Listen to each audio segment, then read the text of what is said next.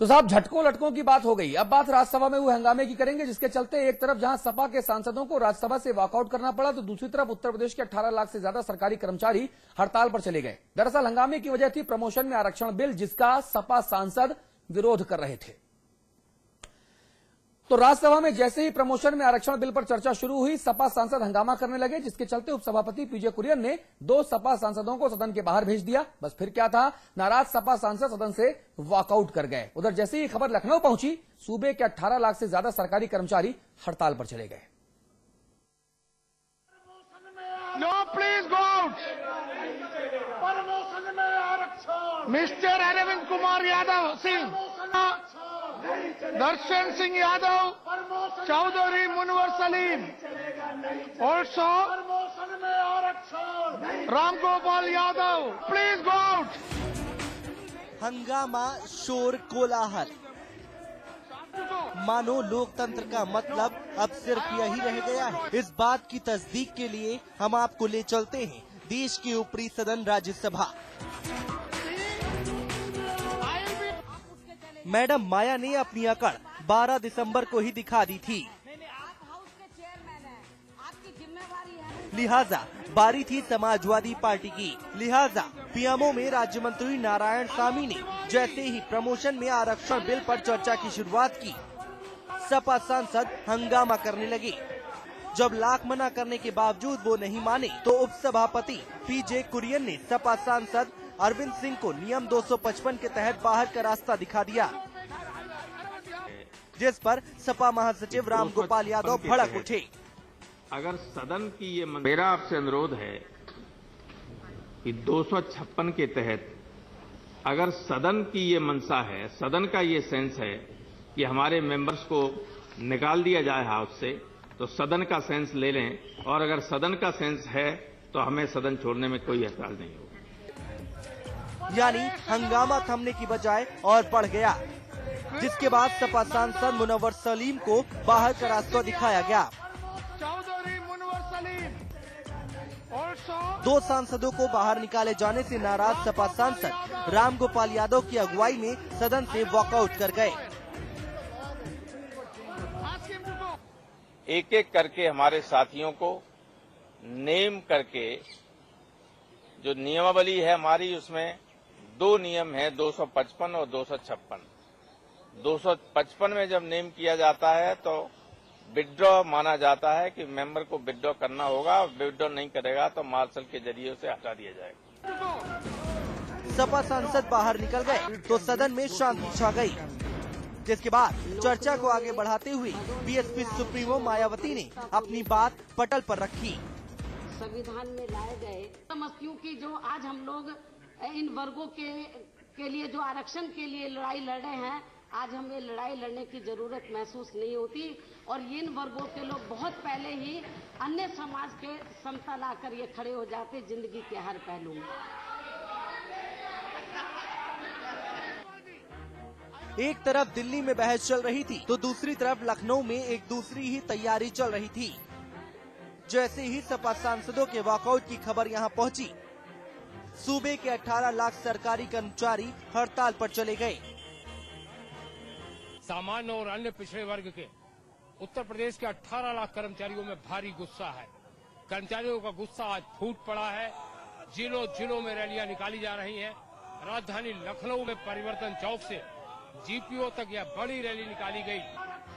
उधर सपा सांसदों के विरोध और वॉकआउट से एक और बात हुई, वो ये कि इससे प्रमोशन में आरक्षण बिल के पास होने का रास्ता थोड़ा आसान हो गया, क्योंकि सरकार चाहती है कि बिल पास हो। बीएसपी ने तो अपनी पूरी ताकत ही झोंक दी है इसके लिए।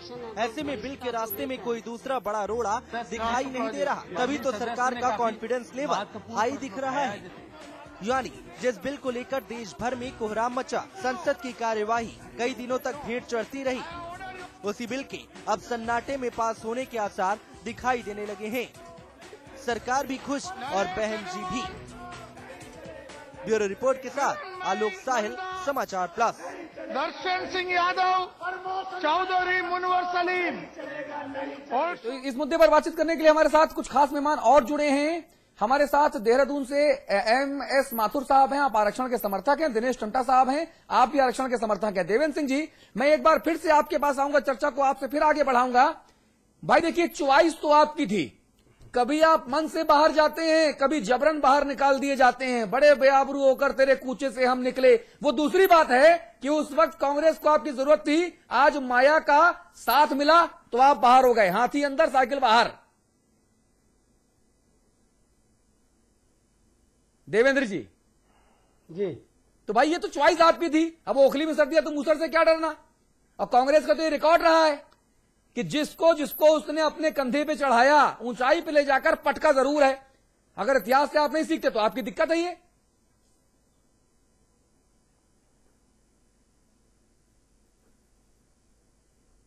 कुछ टिप्पणी कीजिए जी, बोलिए। आपकी आवाज नहीं आ रही है।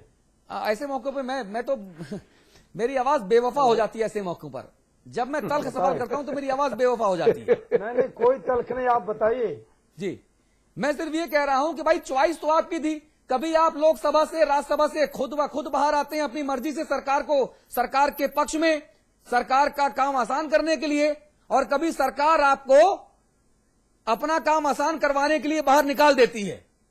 देखिए, समाजवादी पार्टी राष्ट्रीय हितों के लिए किसी भी स्तर तक संघर्ष करने वाली पार्टी है। अच्छा, प्रमोशन में आरक्षण संविधान के विरुद्ध है।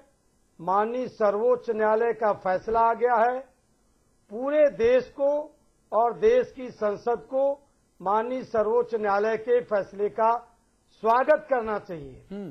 अब बीएसपी के सामने केंद्र सरकार ने अगर घुटने टेक दिया है तो समाजवादी पार्टी के पास संघर्ष करने के अलावा कोई विकल्प नहीं है। एफडीआई के मुद्दे पर पूरा भारत बंद किया आपने, उसके विरोध में वोट क्यों नहीं दिया? तब तो आप सरकार के साथ खड़े नजर आए, सरकार के कंधे पे चढ़े नजर आए। उसके विरोध में जाकर सांप्रदायिक ताकतों के से हाथ तो नहीं, सीबीआई का डंडा, पार्टी सांप्रदायिक ताकत छोड़ दीजिए। आप जिनके साथ में खड़े थे, आप जिनके लिए खड़े हैं, आपका रुख भी बीजेपी से अलहदा नहीं है। अगर आप यादवों की, मुसलमानों की राजनीति करते हैं तो आप भी कम सांप्रदायिक नहीं हैं। ये बीजेपी वाले आरोप लगाते हैं आपके ऊपर। आपकी बात समाजवादी पार्टी के घोषित नीति के खिलाफ है, इतना जरूर जान लीजिए। अरे भाई, हमें देश को सांप्रदायिक ताकतों से भी बचाना है। देवेंद्र जी, समाजवादी पार्टी की मान्यता है। नहीं, आपके सिद्धांत तो बहुत ही अच्छे हैं जी, आपके सिद्धांतों की जानकारी है जी। देवेंद्र जी जीत होगी। नहीं, आप बोलिए, वो बोलते रहेंगे। सपा के लोग ऐसे मौके पे बोला ज्यादा करते हैं। देवेंद्र जी, आपके सिद्धांतों की हमें जानकारी है। मेरा एक छोटा सा बहुत सवाल था अपनी समझ के लिए, कि मैं मानता था कि जब एफडीआई का मुद्दा हाउस में वोट के लिए रखा गया तो वो एक आर्थिक प्रश्न था, इस देश की 20 करोड़ आबादी से जुड़ा हुआ। वो मंदिर बने अयोध्या में या मस्जिद बने, इस पे तो वोट हो नहीं रहा था। तो आर्थिक सवाल पर ये कम्युनलिज्म और मार्क्सिज्म और मिडिल पाथ ही कहां से आ गया? वो तो एक रोजी रोटी से जुड़ा सवाल था, सपा को उस पर स्टैंड लेना था। इसमें ऐसा कहां सा था? उस बिल में ये तो लिखा नहीं था कि मंदिर के लिए वोट है कि मस्जिद के लिए वोट है। आपकी समझ दूसरी हो सकती है, हमारी समझ है कि हम आर्थिक सवाल पर ऐसी जगह न खड़े हों जहां से हमारा दामन दागदार हो। चलिए, अपनी समझ आप बनाए रखिए, सदन से ऐसे ही बाहर निकाले जाते रहिए, कभी निकलते रहिए, कभी निकाले जाते रहिए। शैलेंद्र दुबे जी जुड़ गए हैं हमारे साथ। शैलेंद्र दुबे जी हैं, आप अध्यक्ष हैं सर्वजन हिताय संघर्ष समिति के। शैलेंद्र जी, अगर आरक्षण हो गया तो काय का सर्वजन और काय का हिताय?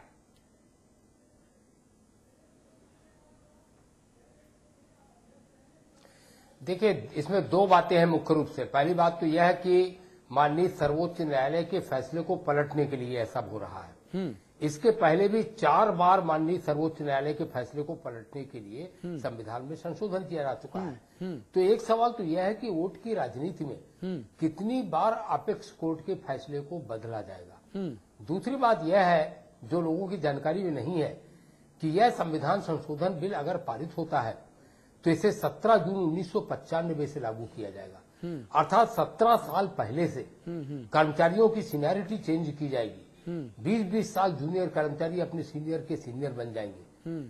किस चीज का न्याय हो रहा है? वोट की राजनीति में देश की सारी प्रशासनिक व्यवस्था को चूर चूर कर देने का, बर्बाद कर देने पांडे का जी, एक षड्यंत्र। पांडे जी, ये षड्यंत्र क्यों कर रहे हैं आप? लोगों में गुस्सा है।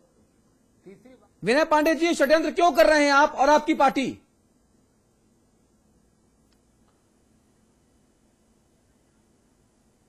देखिए, हमारी पार्टी का क्या स्टैंड है वो अलग मुद्दा है।